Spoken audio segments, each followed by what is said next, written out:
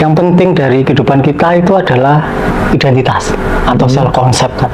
Jadi keinginan itu urusan belakangan. Ya. Nah, apa yang menentukan identitas itu adalah ketika seorang bayi lahir.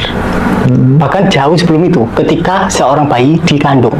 Ambillah contoh misal Mas Rosi misalnya, sama istrinya hamil. Kemudian ketika hamil, Mas Rosinya selingkuh. Nah, respon istri itu akan beda-beda. Tiap orang akan beda-beda. Nah, kebetulan istrinya Om Rosi, asumsinya adalah gini, oh Mas Rosi ini selingkuh gara-gara aku punya anak, sehingga nggak bisa melayani secara total, nggak bisa nge-seks secara total, misal, oh karena aku hamil, aku akhirnya sibuk dengan anakku, mual, bla bla bla, akhirnya Mas Rosi selingkuh. Asumsinya gitu. Kemudian itu terbaca oleh embrionya. Kemudian pola didiknya akan menyesuaikan asumsi itu, bener nggak? Ya kan. Kemudian ibunya akan mendidik anaknya seperti anaknya itu merupakan manusia yang kurang diinginkan oleh dia, ya kan? Kemudian dia mendapatkan kesan, oh berarti aku bukan bagian dari keluarga ini, I don't belong, ya kan? Kemudian ketika semakin remaja, identitas itu tambah kokoh, kayak kita membuat pondasi.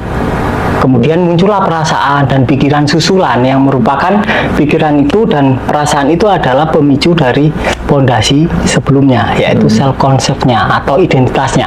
Kemudian ketika pikiran dan emosi ini tidak disadari, akhirnya looping. Kemudian looping, akhirnya bisa sebentar ketika dia remaja atau dewasa akan mulai muncul urgensi untuk mengakhiri hidupnya.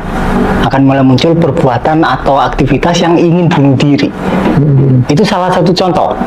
Dan ada banyak kemungkinan kasus. Bisa jadi ketika selingkuh, asumsi ibunya, oh aku kurang cantik. Bisa jadi kan? Oh dulu aku waktu sebelum hamil aku cantik, sekarang aku kurang cantik. Akhirnya aku kurang dicintai oleh suamiku sekarang. Otomatis anaknya kebaca secara kasat mata, kebaca bahwa oh berarti aku manusia yang kurang cinta. Kemudian bertumbuh dia akan susah dapat jodoh. Kalaupun ya paling didapatkan perlakuan cheating, hal yang sama dengan ibunya. Banyak variasi, makanya ketika variasinya banyak antara ibu dan ayah, maka karakter variasi di dalam seorang diri anak juga banyak. Makanya anaknya Om Rosi akan berbeda sama anaknya Mas Hendra, berbeda juga dengan anaknya Om Joko, berbeda juga dengan anaknya Mas Toyib, pasti berbeda-beda karena varian karakter dari orang tuanya. Kemudian ketika varian dari karakter orang tuanya beda, otomatis identitas palsunya beda-beda kan, topengnya beda-beda kan. Nah sekarang gimana caranya ganti identitas ketika kita mengira bahwa topeng ini adalah wajah asli kita? Nggak bisa kan, susah kan. Makanya diperlukan upaya untuk melepas topengnya, diperlukan meditasi atau semacam letting in atau menyadari apa saja yang palsu. Jadi ketika kita rebahan nggak mengapain, itu pasti mulai muncul semua terkait identitas berupa pikiran, perasaan, dan lain-lain yang selama ini tersimpan dan looping di area tubuh kita. Kemudian ketika disadari, akhirnya kita mendapatkan momen satori, di mana kita mencari, oh ternyata aku yang ini asli, wajah asliku itu yang ini, yang kosong, yang bukan identitas. Nah ketika kita bisa stay cukup lama lah, setidaknya seminggu atau 2 minggu di momen kesadaran, di momen satori atau di momen kekosongan itu, baru kita bisa ganti identitas. Istilahnya yang sebelumnya kita kesadarannya itu lokal atau fokus, kita open dulu, kosong dulu, baru kemudian kita bisa mengganti identitasnya. Tapi kalau langsung diganti itu pasti akan susah.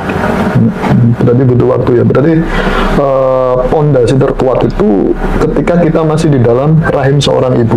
Itu apapun yang terjadi di luar itu sangat mempengaruhi hasil dari anak kita nanti. Atau contoh kedua gini lah, misal seorang ibu misal hamil, nah ayahnya ini stres dengan kerjaan, kemudian melakukan KDRT, ibunya ditonjok ini. Nah kemudian ibunya ini kan rasanya nggak enak kan, sakit kan. Kemudian ibunya pura-pura sakit agar tidak ditonjoki orang tuanya. Nah kemudian itu berangsur, kemudian itu sebelumnya ada anak pertama, misal. Kemudian anak pertamanya juga membuli adiknya ini yang baru lahir karena iri dengan kasih sayangnya ibunya yang sudah pindah kan. Ketika anak pertama kehadiran anak kedua, biasanya kasih sayang ke anak pertama agak berkurang. Intensitasnya pindah ke anak kedua. Anak pertama iri, kemudian mulai menggoda-goda atau misal tiba-tiba menggigit hidung atau apa, akhirnya anak kedua merasa terbuli. Kemudian dia pura-pura sakit, sama polanya sama kayak ibunya. Kemudian di kemudian hari semakin remaja dia mempunyai banyak penyakit. Ketika didatangi kakaknya, tiba-tiba dia sakit, kecelakaan dan lain-lain. Ini banyak, itu kasusnya banyak, pengaruh. Berarti sugesti itu kuat sekali ya untuk menjadikan sesuatu yang misalnya itu tidak harus akhirnya di kemudian hari menjadi sebuah kenyataan. Seperti itu ya. Jadi sugesti ketika kita masih bayi itu akan mempengaruhi fondasi identitas kita, topeng utama kita.